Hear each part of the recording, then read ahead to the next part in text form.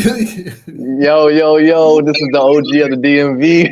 Yo, as y'all can see, the first time I'm doing this, I don't even know what I'm doing, but we're going to do it right this time. We're going to do a shout out with the whole lineup with the crew today. We got Deacon in the house. What's going on, Deacon? That's right. Keep going. What's going on, Biggie Steve? What's going on, Biggie Steve? BJ, Big Al? How y'all doing? Hey. All right. We was out in Daytona. Yeah, Darren's the only one made the race. That boy made it out of Daytona, y'all. I know last show I didn't think I was gonna make it, but I ended up making it. So we had Daytona. Bubba had it was promised. Go ahead. Who watching TV? Oh yeah, there's some feedback. Yeah. Keep going. Yeah, Darren, tell us about the race, man. You was there. You just got first hand. Hey BJ, I think that was you. Go ahead and mute your mic real quick. There's feedback on your mic. Oh yeah, there you go. What you say, Steve? What you say, Deacon? Talk about the race. You were there. What did you see in person? Oh yeah, man. So that was pretty dope. Being able to be at the race again. So I did a Daytona sweep this year. I was at Daytona 500 earlier this year, and then we did the Pepsi 400. So that was pretty dope. The race was amazing. Getting it started. There was a lot more aggression in this race than it was Daytona 500. You could really tell that from the green flag all the way through. They was really dicing. That whole race. Seeing it live is definitely different. I definitely encourage everybody to go see a race live. No matter what it is. It don't gotta be Daytona, but could be any race. My boy Bubba did good actually. Just the whole race, he had a solid car. He definitely should have been up there contender for the win. Unfortunately, he got caught up in that accident towards the end of the race. The whole crowd actually, surprisingly, was deflated. That happened. I had actually heard a few, "Oh no, Bubba," reactions, and yeah, as you can see, your boy, or there I am right there at Daytona. I got the camera with me too. I took a lot of good shots. I can't wait to edit those and get those out there. But that's definitely the last lap right there.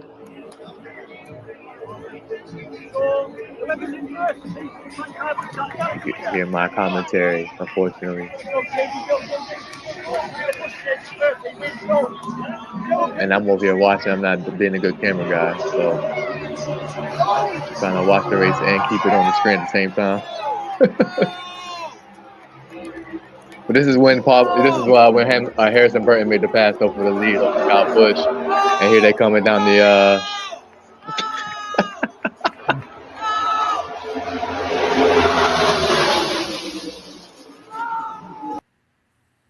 Yeah, so, but yeah, it was a dope finish. Go ahead. When I was watching it, I was like, "Oh man!" I said, "Because when Bubba, I knew Bubba wasn't gonna win because the position he was in, and he had been in the accident." But I was like, "Okay, so who? It's gonna be a new winner, right? So who do I want to win?" I saw Busch up there. I was like, "Well, that's my old dude, man." So yeah, he hasn't won it yet this year. So I was pretty happy for him because it looked like he was about to win, and then they got that push from the top lane, man, and it just ran dude out, man. I was like, golly, that's so disappointing for him. Because I know it's crazy because it was Parker Kesloff. It was Parker Kesloff or something like that. It was just some Daytona always is the race that brings the one that normally run in the back all the way up to the front for that one race. And at that point, that dude gave Harrison Burton the push that he needed to win the race. Some random guy. So BJ, what causes the push? Is it the drag or what? What causes that push like that? Simply, it's just the draft. Like when those guys are behind them, when you come up behind the guy, when they're at that speed, you're cutting down, you're decreasing the air going in between the two cars. And when that happens, when those cars hook up, those two together can go faster. And when you get a guy behind you, give it a good push, you can speed by a guy and go past them quicker than you would if you were running solo. That's why speeds go higher when they have multiple cars in the draft as opposed to a car running by itself. But I had an observation. You mentioned that was Kyle Busch. I had an observation about something. Now, did you catch who was directly behind Busch? Did y'all catch who was directly behind Busch on that last lap? No, who was behind him? It was Chris Bell. You remember he and Chris Bell had beef earlier this year. I don't know if y'all remember that. There was a race earlier this year where Bush got out the car. I think it was at either Martinsville or Coda, but they had beef earlier this year, and Bush kind of tried to punk him a little bit, trying to sun him a little bit. I was in there thinking, now in this prime, there's no way that Bush, multi-time champion, and Bell, them two pushing, couldn't have won that race. I had the thought of maybe Bell, knowing who was in front of him, said, you know what? Yeah, I could help Bush win this, but I ain't finna help him, man. I remember he had that little fiasco earlier this year. Maybe it wasn't. Maybe it was. I noticed who was behind Bush. Sometimes in these restrictor plate races, you make friends, and guys could, help you out. But sometimes I think some of the guys remember, man, I remember we had beef back at so and so earlier this year. I ain't finna help you, dog, or whatever. But that was just my observation of that. That's funny. I like that though. That's a good observation. They hold grudges, so they know exactly what they're doing. I wouldn't put that past them. But I'm surprised that Bush didn't wreck him though, too. Though I mean, I've heard that feedback. I think Bush getting too old for that now. Yeah, I'm surprised he didn't. Way out. He ain't trying to do that no more. If he was in his younger years, he might have, switched lanes on him and caught him or hit him in the little side, give him a little quarter pounder push. But at this point, he has like 7-8 more races to go, trying to win a race this year. So he might get it. But let's talk about Bubba, man. Bubba, he had a pretty nice car, running up front at one point for a while. Looked like he controlled the race, and there he goes right there. And I will continue to say that ever since that little timeout they took, he's had a good car every race. Now, unfortunately, this race he got caught up in an accident, not to his make. He was just in the wrong place at the wrong time, got caught up against the wall. The damage didn't look that great, but any damage in a restricted plate drafting race is bad. You want to leave out of there with a pristine car, so it's just one of them things, man. That it's a Daytona, it's restricted plates. I told you, I ain't got no business in these races, man. Toward the end of the year, because it's not your fault. You sitting there racing, trying to get points and get into position to get into the playoffs. And you got to sit there and drive next to everybody. Who even knows who's going to be able to keep their car straight or not, man? It's a lucky race. That's why most of the races are always somebody new winning, somebody coming from the back, like you said, getting pushed to the front and getting lucky. It's just one of the races, man. So look forward to next week and see if he can get. I mean, he's 21 points down now, 21 points behind in points. So he has some work to do. He's behind Chris Buescher, and Buescher's been running pretty good this year. So waiting for him to get in an accident or have a bad race is probably not the best thing to do, or not the best position to be in. Ty Gibbs is only 39, so he's not too. Yeah, 39 either. He had to crash out in the beginning of the race, and then try to make up some points, man. So. It's all about this next race, man. It's checkers or records. That's what I'm looking for. The good thing is Bubba, he performs well at Darlington. So, I mean, it's a track that, he has some good history at. Hopefully, he's like I said, he's had a good car for the last 3 races. So, I'm just bring another good car, and hopefully he just runs up front. Yeah, he has to qualify good. Got to get up front and stay up front. Can't be one of them strategy races or drive through the crowd. Because I personally think if you're coming from the back, a lot of cars come from the back when they got a good car because they had to do something after qualifying or whatever, and they race to the front, and then they just run out of steam. I think they burn the engine up. It just doesn't perform as well going through, having to come through the crowd as opposed to already being up there and just not having to put that much strain on the engine. I'm just saying that view though. Huh? That view from the. Oh, y'all don't watch on NASCAR channel on YouTube? Man, they got an in-car camera every race. I mean, look how tight they are, man. No wonder they wreck, man. You doing 100? What are you doing? 160, 170 miles an hour? Nah, 190, almost 200, 195, 200. Look how close to them walls you are. Mm-hmm. Yeah. You gotta Lap be. after lap. Is that what? Hey, Gary, can I ask you a question? Yeah, go ahead. I was going to ask you. You were there on Saturday night, right? You were there for what we were saying. I was going to ask on the last lap when the pass for the lead happened. What was the crowd like? Because it sounded like on TV to me, audibly you could hear the crowd pipe up and like just go to another level. That's what I guess kind of made it feel a little bit more electric on the last lap. What was from your perspective like? How did the crowd react when it was on the last lap? Because it sounded like on TV you could hear them audibly go to another level. And plus NBC, they had a new guy in the booth, lead commentating. What name is Lee Diffie, I think he was. They had a new guy. He had kind of an accent, but I thought he did a good job on the TV side. But how was it like there in the stands on that last lap? It's funny because I didn't hear the commentary until after we left, and I will say he did a good job calling that race. We can't hear it in person, so we didn't know who the commentary was until after. But when Harrisonburg made that pass, the fans did the stadium did. I would say stadium, but yes, the crowd did erupt. But it was mixed emotions because there was a lot of Kyle Busch fans there. It's funny because I actually spoke to like 3 of them at 3 different occasions before the race. So Kyle Busch fans are heavy at the racetrack. So you heard a lot of them like, "Oh no!" Like when him getting passed for Harrison Burton, but also the history of Wood Brothers. A lot of people actually knew what that meant. So surprisingly enough, it's like how you heard my reaction because I knew that was 100 when that happened. So I was actually like to be able to be there in person and witness that was amazing for me. So I knew what that meant, and surprisingly enough, a lot of people didn't know they knew what that meant too. So to your point, yes, that was real. Yeah, I mean, them NASCAR fans, they know what's going on about them cars, man. They don't Yeah, I just was show up surprised. and get free tickets. They follow this thing around all year long. But to your point, to my point, to say that how I was surprised. People were surprised that I knew what that was too, because I was telling the guy who I brought.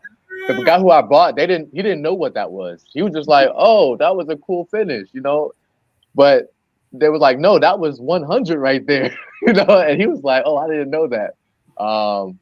And then also, what we also were talking about after is the fact that he went below the yellow line. Yeah. So a few of us. Yeah, and that's what I said in the sense like, well, he got pushed down there, especially with the replay when they were replaying the replay. Yeah. They were looking at that too. But other than that, though, it was a real reaction of like, oh man, Harrison Burton really just passed Kyle Busch out of all people for the 100 win. So.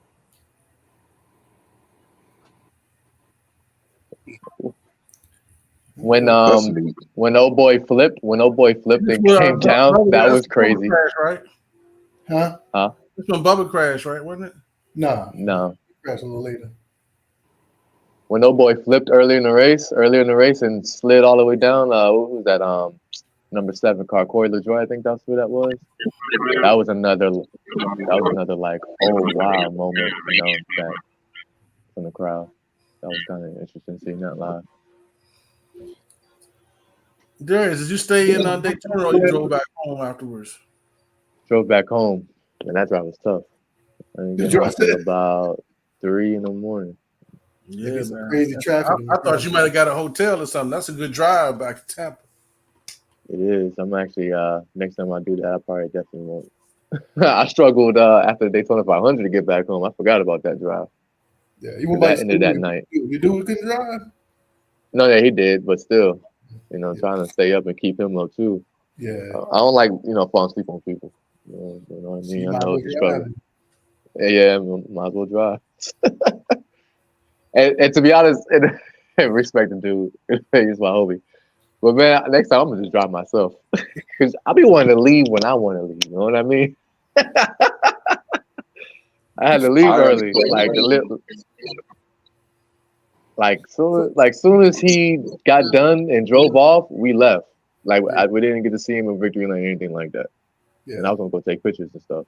I'm like, you know what? I'm driving from now on. So what do y'all think his chances are winning this next race in Darlington? I actually give him about a good 40%. 40. Man, he's been doing really good, man. I gotta have some hope. He has some real strong cars. He's been having strong cars. I don't know about the 40. I'm throwing it all in the ring right now. I'm on my Be honest with Daytona you, high. my focus now goes to his teammate Reddick because Reddick is still up for the regular season championship. He's leading the points, Yeah, so he's leading I right think now. going Yeah. to Sunday night, if Bubba, I'm to the point now where if Bubba makes it good for him, if not, which I don't think, I'd be real, which I don't know if they really got it now. It's just one of those deals where you got to prepare and try it for again another time. My focus now is getting on Reddick because if Reddick can win the regular season championship, that's you get bonus playoff points. That's gonna catapult him up the standings a little bit when the actual playoffs start going into next week. If Reddick can finish, I think I forgot the exact one, but I know he's got a 17, 18 point cushion over Larson. And if he can beat them, he can win the regular season title. And that'll be something 23-11, that team can take with them and say, hey, if nothing else, we got this regular season championship and we got one before Trackhouse. So that'll, I think, be my focus on Sunday night. If Bubba makes it, which I think his percentage would be shoot, I give him 15%. Like I say, it's going to take, if nobody else behind him don't win, like we saw what happened this past week, it'll take Busher something bizarre and wild, a couple of cats happening to him. If he don't win, it's going to take, the couple of cats in front of him, Busher or Gibbs, one of them crashing out early. Both of them crashing out early, but I think it's almost pretty much a lock now. My focus, like I said, just going to be on Reddick at this point. Yeah, he's 17 points ahead. So Kyle Larson. But Kyle always come with a good car though. But that speaks a lot for the team too, though, because him being able to win the regular season championship, um, that team is moving forward. It's not a team. They started off, just in 2 years, they're one of the top teams in the competition. So, he's always threatening to win a race. So You that's think pretty they're cool. gonna go to three cars next year? Is it next year or the year after that? I think it's next year, isn't it? Yeah, because they already hired dude, didn't I don't think they've officially announced anything, but I don't think all of Stuart Haas's, Tony Stewart's, all them charters done been divvied out yet. I think the team that's front row, that's the 34 and the 38 car, I think they got one of them. And I'm not sure where the rest of the charters, those other 2 or 3 charters, have gone yet. I don't think that's been officially announced. It could be, but it could be another year or two after that. But I don't think those charters have been all the way divvied out yet that Stuart Haas had. They're keeping one to start the new Haas team by himself, but it's going to be 2 other charters floating out there. And I don't know who they're going to have get them just yet. Right. I mean, they could definitely take on another car because if they're doing this with just a 2-car race team, man, you put another car in there, it's just more. There's just more information you get throughout the company. I think Denny Hamlin got something up his sleeve for the off season. For what? For the off season, Oh, as far as just some moves. I mean, listen. If I had one car that was winning the regular season championship and in the playoffs, fighting to win that, and you had another car that they finally got right, why not get another car? I mean, you're not stretching yourself too thin. So I mean, you might as well get you another car if you can afford it. Because obviously, if you're winning, you can afford it. If you back there in the back, you can't really afford to, another car, another payment for a wrecked car. But shoot, Right. man, if you got you another car, man, and that one running up front too, man, you got Ooh. some money. Man. I mean, I just watching, man, this was a really good race through and through. It wasn't, crash heavy, towards the end, of course it did, There's and some that's nice just normal. crashes in it though. But towards the end, and that's kind of normal on that end. But this was a really good race. I got some really good pictures when Bubba was up there leading the pack, and there was 3 wide behind him. That was some really good shots. 'Cause Bubba was up there leading for a good little while in stage 2, I think. Stage 2, yeah, I think he was up.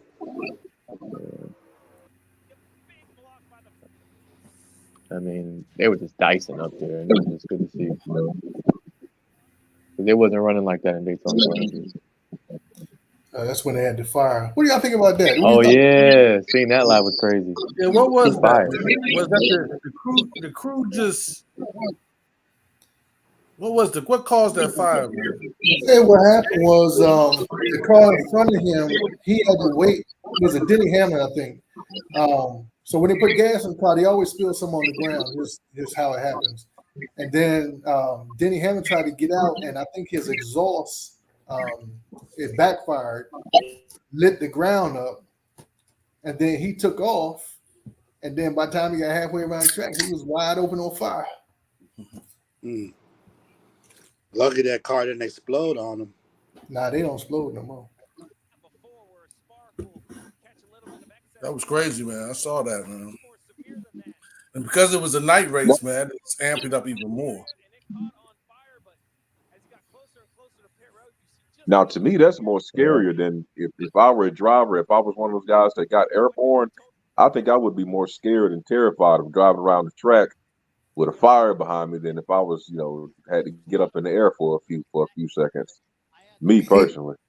He said he thought something was wrong, but he couldn't tell because he didn't have a rear view mirror anymore. He just had a rear view camera, so he couldn't see in the back. So he didn't see the fire. He just knew it got hot. He said he tried to go fast and try to get a little cool, but get more hot, fanning the flames out there. So he didn't even see the fire until he got to the. They tried to tell him they had to tell him to stop. They had burned him down, man. Mm. Yeah, when I saw that live, man, that was crazy. Burn up. Yeah, that was early. That's something you don't expect. See if they show it. Be a joint ahead. So he don't see it. He can't see it. He ain't got no mirror. He ain't got a rear view mirror. He just got the camera, which is on the bumper. Right. It's on the bumper or the top? It's in the back, wherever it is. That's crazy, though, man. He got all that gear on. It took him a minute to get out of that joint. Mm-hmm. Yeah. He strapped down, and then you ain't gonna fall out by accident. That for sure. I got these commercials. I know you're playing that game right there, Darius.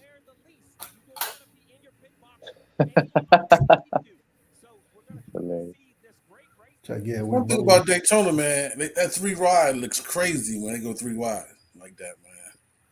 Yeah, man, it takes some skill to be in the middle. Yeah. Man, what? And they were just doing a lap after lap after lap. It was definitely great to see. Yeah, it wasn't no pause. I love it. Yeah. You can't turn, you can't put the signal on and try to get up out that joint, man. No, not at all. Like, look at, man, that is just, I was excited to see in Daytona. Talladega is different. It don't look the same. Not so tightly formed. And it's Talladega is a little wider. Yeah. Man, that looks down. But the pack don't look the same though, right, BJ? Like it is weird. It doesn't look the same even when they running. No, it's I think too because if the Talladega, the banks are a little different and the track is a little wider. So when they're owning it, they're on like a different same trioval shape, but it's just I think because the track is wider and then the banks are different than at Daytona when they go into turns at Talladega. Are the banks higher at Talladega?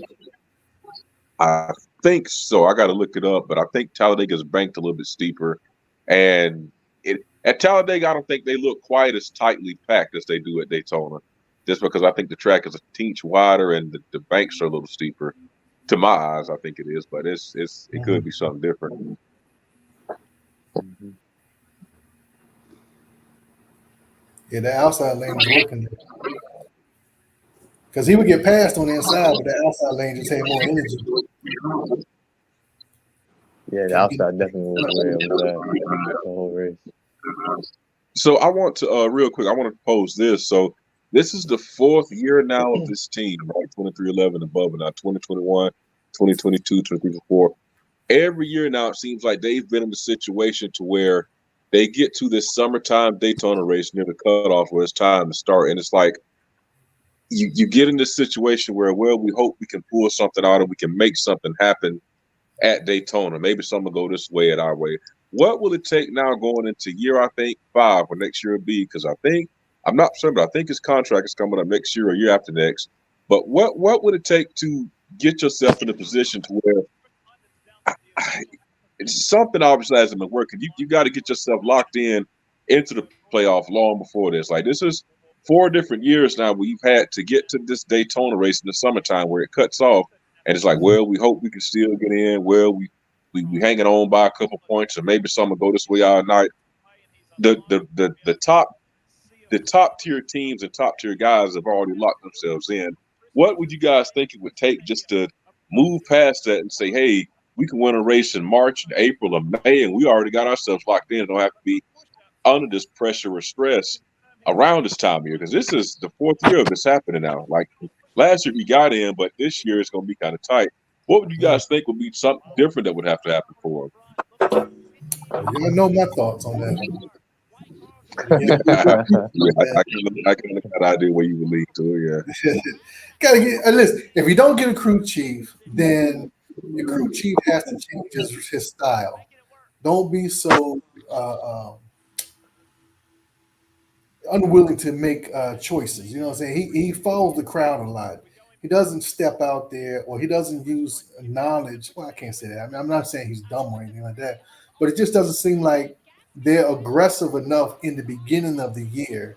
They wait till they get behind the 8 ball and it gets late in the year to start focusing, I guess. Maybe more focus he's going to need next year in the beginning of the year, after the restricted plate race. Maybe after that, they can focus on certain tracks. Some cars are better at certain tracks. What I'm saying? You might be good at 2.5 mile, you might be good at a half mile, a mile and a half.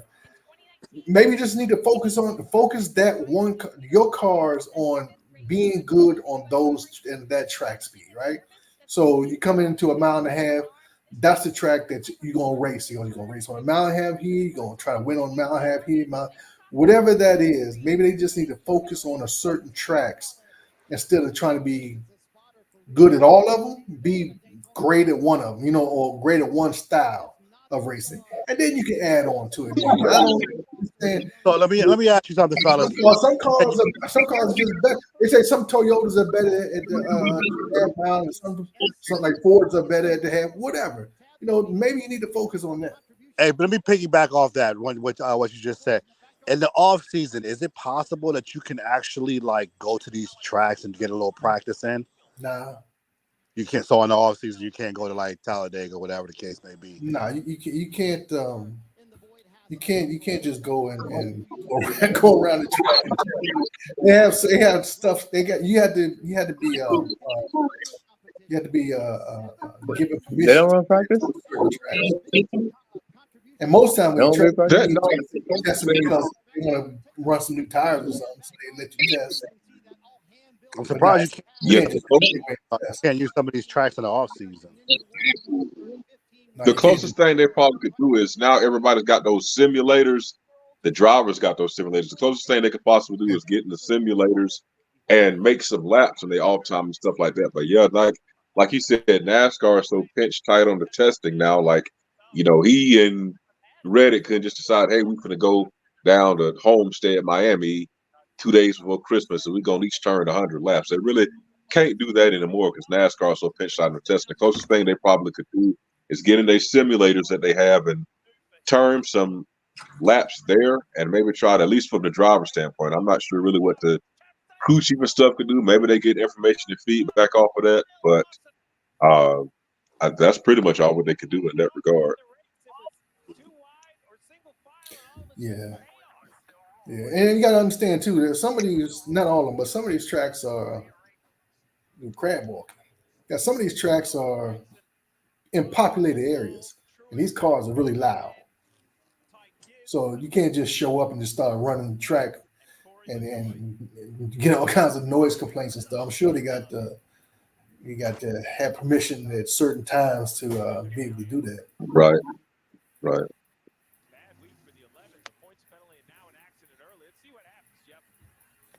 Yeah, that was a big crash right there, though. When I, that I happened, was man, I hoping. was I yelling. hope Chastain was out. He ain't hardly hit the wall. Him in the 54. Man, I was yelling so loud. I was like, "Yes, they hurt. They hurt." Just for it to be a false alarm. Well, at least for the 54 sake. Nothing really happened to him. The one got enough damage from it. So Deacon and BJ and Darius, if you go to a 3-team car, does that make can in team play and drafting and stuff like that? Can you be a stronger team, or you have a individually stronger by having 3 cars? If you get lined up, if you get the cars lined Yeah. up, you and I and mean, then does the Joe Gibbs team work together? if they get lined up, you can't always do it because I mean I remember years back they used to do they used to drop to the back and then they would come up through the crowd together, but you rarely see that nowadays. Yeah, you don't see that much. So everybody's individualized when they Well, like on I Joe mean, Gibbs racing. if you run up on your partner, then you gonna help him out. You know what I'm saying? But not as choreographed as it used to be. Because some of like they changed the restrictor plate or they changed the rear spoiler. It was something that they changed where at one point it was like a 2-car breakaway. If you had one car that knew how and was pushing another car good, those 2 cars could break away for a while. But now you see they're all in the pack race. It's all pack racing now. Nobody's breaking away from anybody. So I think it was a real spoiler that did that. Wasn't it? And that was the other gen car too. This is the next gen car. I know in Yeah. bike racing. Go ahead, BJ. I was gonna say, yeah, he was talking about the gosh, what they call it? The car tomorrow when they did they call it the tandem deal where 2 guys would link up and would push out together, and then another 2 would link up and push out together. Yeah, it's one of those things that unfortunately kind of became a thing of the past. You can watch a lot of the older races at like Daytona and Talladega. You would see like how you see the pack. You would see the pack, but you would also see them at times when 4 or 5 guys could link up and they could start to pull away a little bit, and then they could put some distance between another set of 4 or 5 cars if they got together in a good draft. But like to his point, what he was saying is now you don't really see that kind of team dynamic anymore. Like the Hendrick cars, I don't think I recall seeing all 4 of them together at the same time at once at any point during the race. Not that I can recall. I know I saw them, but I don't think they were working together. Same thing with the Gibbs cars. I never really saw a point in the race where all 4 of them kind of got linked up and said, "Okay, guys, let's do it together," whatever. So it's one of those things that's kind of not really called upon anymore. Mm-hmm. I just know in bike racing and road bikes and bicycling racing, it's like you look at Tour de France and stuff like that. Teams work together. They be in almost 10-man teams, to push whoever they started to be that was going to be their winner or their best rider or whatever. So and by me riding bikes, I know even in bike riding, and bicycle riding, you can feel the draft. You get together with 10 people. I mean, it is an easier ride to do 20 miles at 20 miles an hour because you feel they pulling you. You know what I'm saying? Yeah, I couldn't see why not. Why can't they do that in cars too? You said it was done before. It's not done now. it blew up. Everybody's Yeah, individualized. yeah, too. And they also they'll still link up for certain things. Like we didn't see it in this race because there was no green flag pit stops. But there are times when you'll see all the Toyotas get together to come to pit road together. A lot of Right. Chevrolets get together, come to pit road together for like pit stops or whatever, just so they can all have drafting partners to get back up to speed quicker. You'll still see stuff like that. Like what there was nothing like that in this race because I don't think there was no green flag pit stops in this race that I can remember. No, there wasn't. No, there was no green flag. That's one thing they didn't have. You're right about that.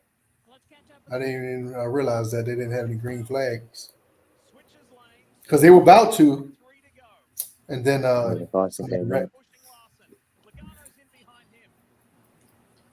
But all in all, it was a pretty good race, man. It was entertaining. Trying to find Constant out. 3 wide action. So what's this next one? This last open race. Where's it at again? Darlington, the It's a mile and a short half track track, race, right? mile and a half. Mile and a It's half. not a short track, but yeah, it's not a super speedway or nothing like that. This the night one, right? This the night one, ain't it? Yeah, the 500. You know, the one in the spring is 400. This one the 500. It's the Southern So 500, right? 100 extra miles. This the one with the throwback. This not the one with the throwback colors. That's Yeah, for it Mother's Day is. weekend, right? No, No, no, I typically that's saw the one earlier in the year. I Yeah, saw a picture of the. I forget what number it was, but they had a throwback on it. man, I love when they do the throwbacks. Um, seeing the throwback color schemes. Taylor Bonnie is always like my favorite one too. Old Kellogg's car. Unfortunately, Kyle Larson drives it.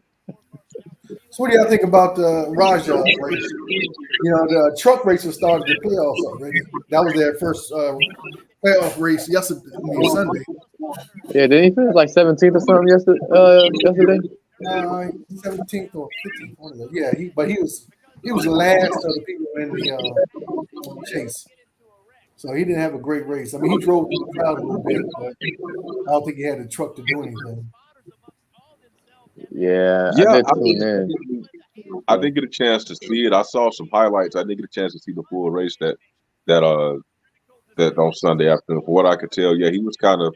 They've kind of. I feel like this was what I was afraid for them because they had a series of races where it was like he was having a good day, and somehow he ended up fading back to outside of a top 10 finish. And I feel like they were stronger.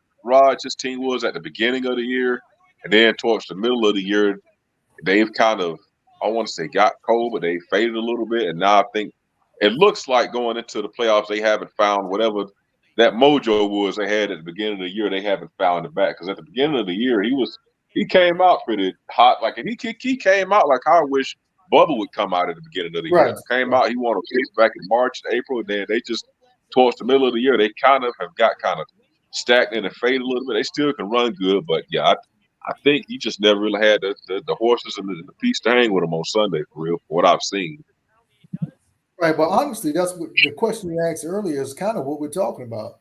If Bubba would go ahead and get it out the way early, like Raja did, you don't have to worry about it for the rest of the year.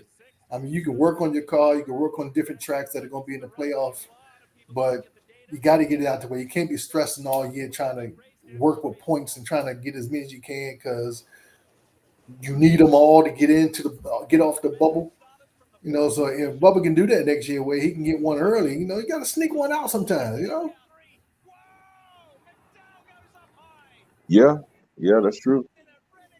That's true. The one thing about this modern NASCAR, you can what we've seen in the races this year. Sometimes you got to sneak one out. Don't do nothing to make them do you like how they did Dylan and said, you can get this win, but we taking that playoff spot back. But sometimes you got to do what you got to do. If that's it's a fuel mileage type deal. If it's like the cat we just saw on the screen, Logano, how he did his, survive 45 different overtime attempts and somehow come up with a win. You got to do that, but they just got to figure out a way to get it done earlier in the year, March, April, May. Don't come to Daytona in the late summer. Like, well, hope we can pull some out here and hopefully Yeah, we can get it done today. Maybe this our day. because at that point, everybody hitting their stride.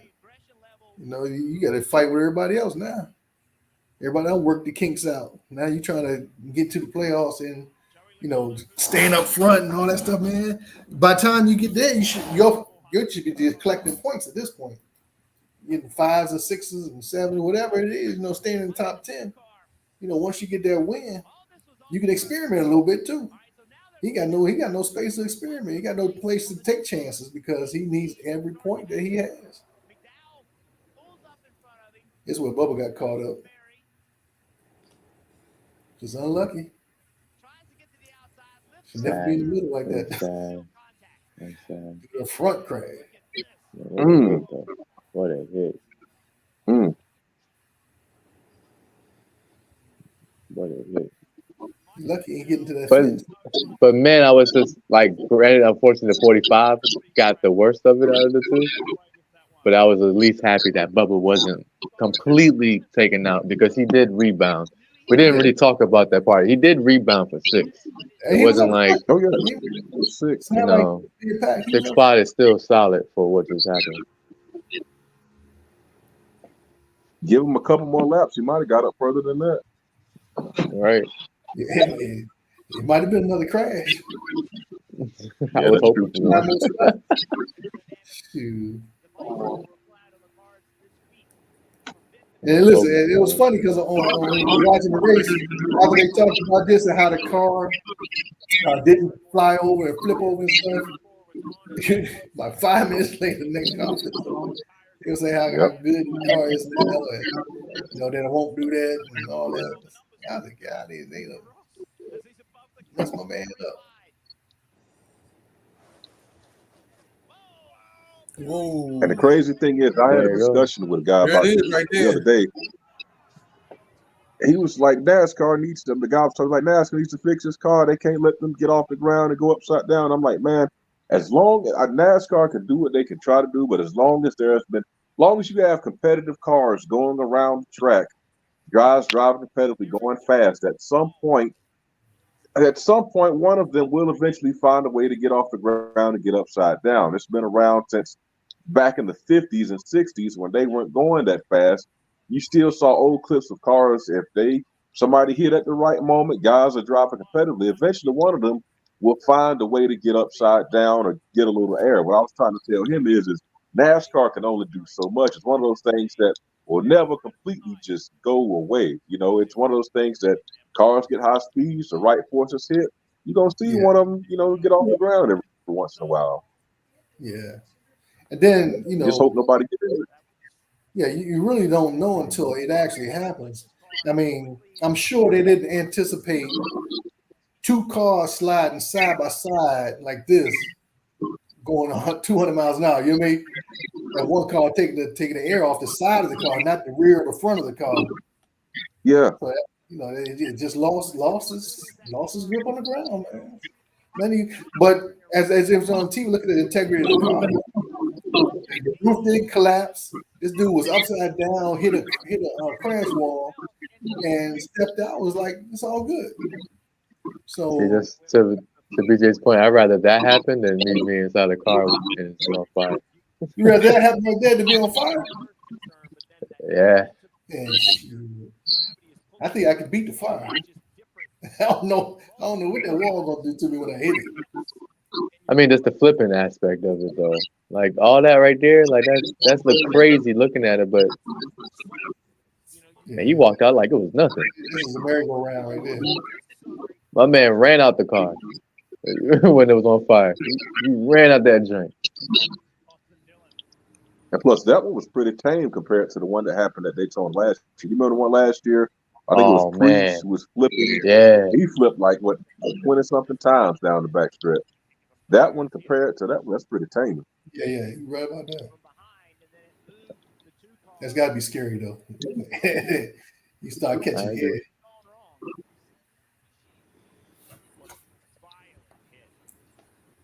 We were like, ooh.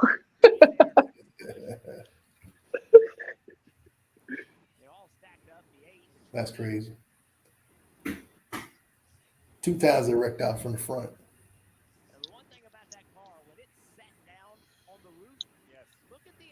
Right, yeah. All right, gentlemen. Let's Do we have our?